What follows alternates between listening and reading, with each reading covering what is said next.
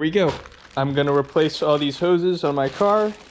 I got the 11-piece silicone hose kit from Yahoo Auctions Japan, and I finally got my hands on most of my hose clamps. I'm still waiting on a few of them. I'm using these clamps because they work better with the silicone. The screw type with the little holes, it kind of squashes the silicone and it's not so good for these. I'm gonna get under here just to get a look at my radiator. I've never actually looked under here before. It's a good time to pop the cover off and take a look. There's a few bolts holding this down. It looks like there's only 3. So I'm gonna take this out. It's a 12mm. That one's a little tricky to get to. To get that little bolt back there, this washer fluid tank is in your way. What you can do is, it actually comes off. You can see how it's attached there. I'm holding on to the camera. It's a little bit more difficult, but just lift up. There you go. Don't be too rough with it. You don't want to break that rubber hose, because then you have to go replace it or something or patch it. But once you get this out of the way, you have a straight shot at the bolt down there in the middle. And then you just slide this guy back on when you're done. Ta-da! Unscrew the jack a little bit to retract it, and you should be able to remove it. I think, yeah, there's a bolt hiding back here. Let's undo that one too.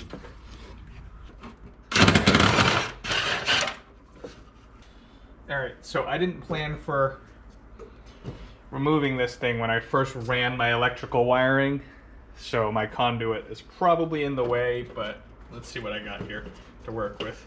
I could probably redo my horn wiring a little bit better with this cover off. This is that mount my friend has printed me. It's a test mount. It's kind of flimsy right now, but we're trying to figure out how to mount my horn. Stuff in progress. All right, I'm just gonna break that.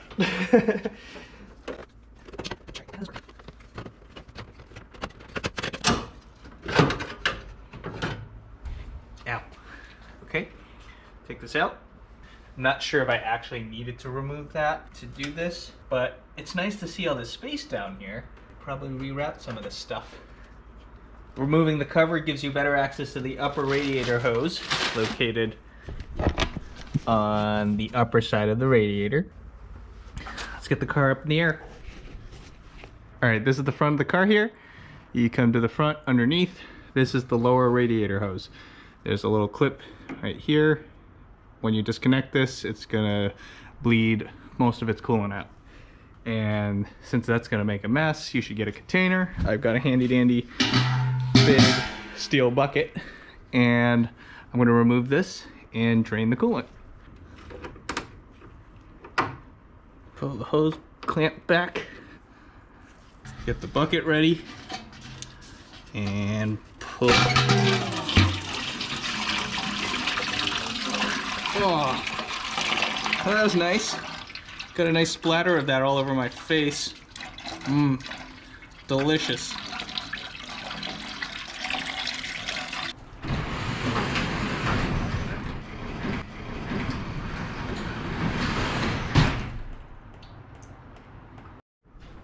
So my hose got stuck. I couldn't really pry it off. I don't have one of those hose things that you can use to like pick around the hose to break the seal before you plop the hose off. I'm actually just replacing my hose, so it doesn't really matter. I decided to cut my hose. I noticed my hose had like crusty stuff when I was kind of squeezing it. So, I don't know if you can see that, but see that crusty stuff that's just kind of in the hose? That's kind of the gunk you want to get out of the system there. I just used a box cutter and just sliced the hose across, and then I'm just going to slice on the fitting side just to pull the rest of it off. I have a new hose, so I can just cut this off and it doesn't matter. I lowered the car and then I removed the hose from up here. I was able to use the new hose to act as a funnel. I poured some distilled water through just to flush the old coolant out of the radiator, like whatever didn't come out when I just drained it. My overflow tank is filthy. I'm actually going to unbolt this and probably clean this thing out. See if I can get some of that gunk out. It's pretty dark and like reddish yellow in there. I poured some distilled water through here. It goes down this pipe. It goes into the mess in there somewhere, and it comes out of the lower pipe on the front. I just poured a whole bunch of water in here to give it some pressure to flush everything out from that way. I think that only flushed the pipe out. It doesn't get the engine. So I might still have some left over in the engine. I'll see. I might just periodically pour some distilled water into each hose that I take apart on one end, just to help push some of the old coolant out. It's like a ghetto coolant flush. The new hose is on here. I put these T-clamps on and they're nice and fancy and tight. This is the underside. This is the lower radiator hose. This is nice and tight here. I replaced this one with the new one. I gotta tighten the upper side on the radiator end. The 11-piece silicone hose kit on Yahoo Auctions Japan doesn't seem to come with new, what do you call these, heater core hoses. Maybe one day when I get down here again, I will switch these out, but for now I'll enjoy the car as is. I also believe these are some sort of return hose or something for the coolant too, and the kit also does not come with these two. I will replace these two also next time. Let's see, I think there's a few more. I had a little problem here. I don't know if you can see that, but there's two hard coolant lines here, and one of them, or maybe both of them, were leaking. I can't tell. You can tell there's a little discoloration. There's kind of brownish rust here, but I ended up replacing both of these hoses. Actually, there's three, because once I pulled this one was easy. It's right out in the front. And then there's the one right above it. That's also somewhat easy, but you got to end up reaching behind here, behind the throttle body and all kinds of stuff to get at it. And that's when I discovered there's one more underneath of that one. No biggie. I just used a 5/16 hose. I used some of this and it worked. I bought a big little roll and just cut as I needed to replace whatever I needed by measuring out what I got out of the car. In order to get at the hose clamps over there, you can see it's right here. There's two, 1 and 2. It's kind of dark back there, unfortunately. You have to take this hose off to get at it with the motor in the car. So I do plan on replacing my timing belt probably later on this year. So I'm going to drop the motor out and have to dump all the coolant again. But that's my opportunity to take care of the other hoses. And I bet a lot of these are easier to get at if the motor was not in the car. Right here, I'm just going to work with what I can, replace as much as I can. We'll get back at it afterwards. So back to the other pieces that the 11-piece kit doesn't include. It's this hose right here. This comes from the reservoir tank into the system down there. I don't see a piece for this. This is just some small line I can replace too. It doesn't come with that.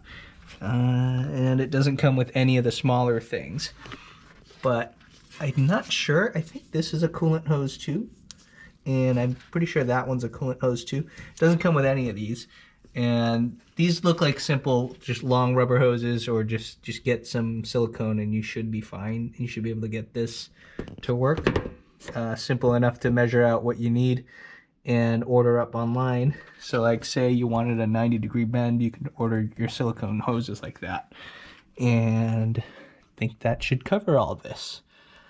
Working in the engine bay for these hoses, not so good. But oh well, it is what it is. This is what I've decided to do, and I'll deal with it. It's not too bad. You're gonna find, here's another problem. So this is that intake hose, and you're gonna find your silicone replacement to be a little bit too big. It's about ½ an inch too big on both sides. I didn't measure it yet, but eyeballing this, you're gonna have to cut this. I can go over how to cut this. All right, it's a lot worse than I originally thought. It's actually more than ½ an inch. You're gonna have a hard stop at the ridge here, and you can have a hard stop at this plate there. That means you can't just compensate by shoving the hose deeper than you need. I was able to do that for the other ones. Those seem to be a little bit longer too, but they didn't pose as much of a problem as this. So I'm trying to line it up here, and look at that. That's too far. In order to get this even close, I'm gonna have to cut like 1 inch. Jesus, is that like 1 inch? Something like that. Basically, I have to cut it right about there, and this whole chunk has to come off. That's like 1.5 inches. Okay, so how this works is you can use a hose clamp, just snug it down so it doesn't move, so you get a nice straight line as a guide.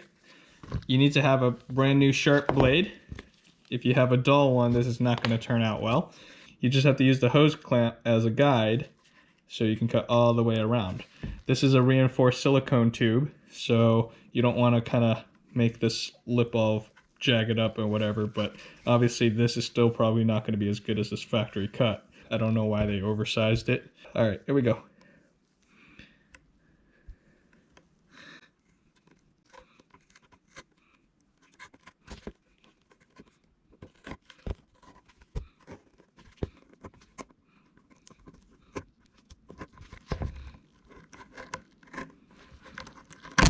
Ooh.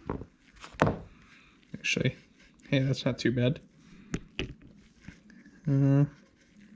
I think next time I'm gonna move this, like spin it around so I can get a smooth edge right here, just because of how that little lip comes out. Maybe I can still fix that by pushing that in.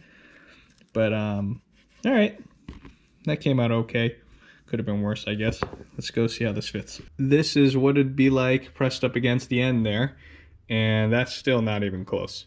All right, guess there's more to cut. Another 1/2 inch or so. I cut it a little bit too much, but should be fine. That looks good. Make sure the hose is clean, because this is your throttle body that goes right in there. So I'm gonna make sure mine is clean first before I seal this up. I'm gonna put my hose clamp right here, and I didn't have to cut this side. I only cut this side, and it fits okay. All right, so come inside, take off your access panel, undo these hose clamps, pop your hoses out, and you should see that your new ones should be the same. So I had this original hose that was in there, the recirculation valve capped off with a rubber stopper. I ended up buying one of these little fancy things for like 20 bucks. So I could just cap it off like that. Nice and fancy, right? Got the little clamp on there. I got the big intake hose in the back. It's dark, it's hard to see it, but it's clamped on, it's nice and tight. It was the right size, so it didn't have to be cut or anything. That's good. All right, there it is. All my hoses are in. The little cap is in, and I replaced this hose. This was okay. It was leaking a little bit. Unfortunately, I can't get this one right now, and I can't get that one right there. It seems to go back there, and it goes behind the AC compressor. I'll have to save these, like the other one over there on the other side, for when the engine comes out for the timing belt. I'll probably find like replacement hoses for those, but if I can. But for now, this should be good. All the old hoses are here. They're not in horrible shape. They're not cracked or anything. These aren't damaged. I'll hang on to these. The coolant hoses I had were pretty much trash, so a lot of them I ended up having to like cut just to be able to break them free. Those will go straight in the trash, but I'll hang on to these. All right, so let's close this up and fill it up with coolant. Before filling my coolant, I decided to see if I can clean up my bottle here to see if I can get that like gunk and residue, this like discoloration out. It's just two 10mm bolts. Remove this hose, remove the lower hose, and there you go, your bottle. Hopefully I can clean this up. It's kind of gross in there, but if it won't get clean, it won't get clean. It is what it is. I filled up the coolant to full, and I started the car, and I've let it idle for a while now. I've revved it a little bit to like about 2,500 RPM occasionally. I also have the heat blasting on the floor vent, It is getting warm in here. I'm waiting for the engine to warm up more to start circulating more of the coolant through the radiator over here. Finally, my upper radiator hose is getting warm. That's good. Let's give the bottom a feel. The bottom is still cool. The upper is warm. Interesting. Those two are confirmed the heater core hoses, and those two are piping hot right now. This might take a while.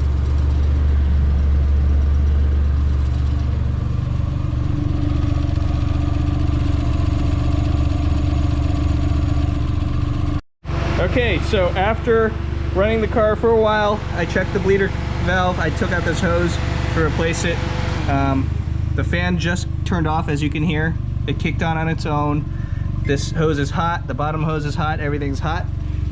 This should be fine. I'm gonna take it out for a test drive in its stripped state here with that open cover. I'm sure this will be pleasant. All right, back out here again. I let the motor cool after my drive yesterday. I had dinner, I went to sleep, I did all that stuff. So coming back, I see my coolant level has lowered from around the full line to somewhere in the middle. I forgot to film it, but it was actually just about at the low, and I filled it up this far with the remainder of that bottle I had. I'm gonna drive around some more and put more of this stuff in. That's the nasty coolant that came out of the car. The bleeding process of this car was pretty easy. When the system was empty, I just filled the coolant up from here. That lower hose goes into this piping down there, and it actually goes straight to the front of the car at the lower radiator hose. The pressure would fill up to the top of the radiator, because if I had the bleed screw open, coolant would come out. Once that was full here, I ran the car for about 30 minutes. I was just idling here in the garage with the occasional revving at like 2,000 RPM just to try to help heat it up. The heater core got really hot first, so the heat showed up first, but my temp gauge on the motor didn't move. And I mean, it was about 40 degrees out. Maybe it takes a little while, plus idling, there's not much load. Eventually, it got hot enough where the upper radiator hose was also hot. I turned the bleeder screw again.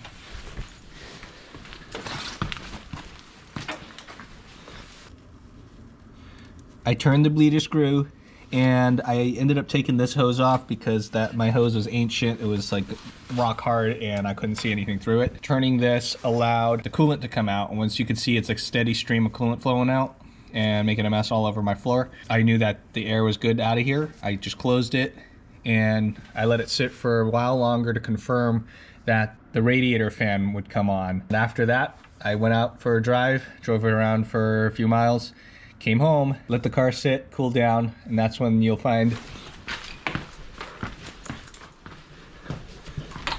the coolant level will start to dissipate. It probably sucks it in and fills in the air gaps or whatever and expands or whatever it does in there, and you'll know that you'll have to top this off. Today I filled it back up a little bit. I'm gonna go for another drive, see if that changes anymore. And I've checked for leaks. I no longer have any puddles on the floor. The two pipes in there where my finger's at, right there, those used to get a little moist after I changed the hose on the other side. They no longer get moist. Looks good. There are a few more lines I have to do. I will do that when I drop the motor out for the timing belt later on this year. And in my hose kit, I still have these two. I don't know where they go. It's probably something that's hidden in there. I have no idea. But actually, I think I see one of them. It looks like it's that guy at the top there, where my finger's at there. But I have no idea where this other one goes. Huh. Oh well. So, no worries. I'll save this for later. And I'm pretty sure it'll be 100% easier to get most of these lines when the motor's out of here, because doing some of these were ridiculous. Okay, here it is. I got the cover back on. I might do something about my conduit here. I'm not really happy with it now that I've taken it apart and gotten to see the inner workings of how it is. Got my little 3D printed mount that my buddy printed me to mount my horn, so it's not like that stupid L bracket, or I forget what I had. It was something stupid here before. And I'm gonna go for a drive, warm the car up, see how the cooling system reacts. It should be good. And I'll top off the reservoir as needed. So when you're driving around, keep an eye on the gauge until you're confident that your cooling system's all good. My gauge has stayed about there the entire time I've been driving. I put about 20 kilometers, whatever that is in American. It's like 15 miles, I don't know what that is. But so far so good. Guess that's it for this video. So the next video will be that, I hope, or maybe some little things. I got some little leather shift boots and whatever to replace this stuff. Whatever I can swing. I do have a little baby boy coming very soon, so a lot of stuff might be delayed, but it is what it is. Alright, hope you enjoyed this. Subscribe, leave a comment if you have any questions, and I'll try my best to answer them. Oh, well, hold on. It's not a 10 millimeter. 12 millimeter.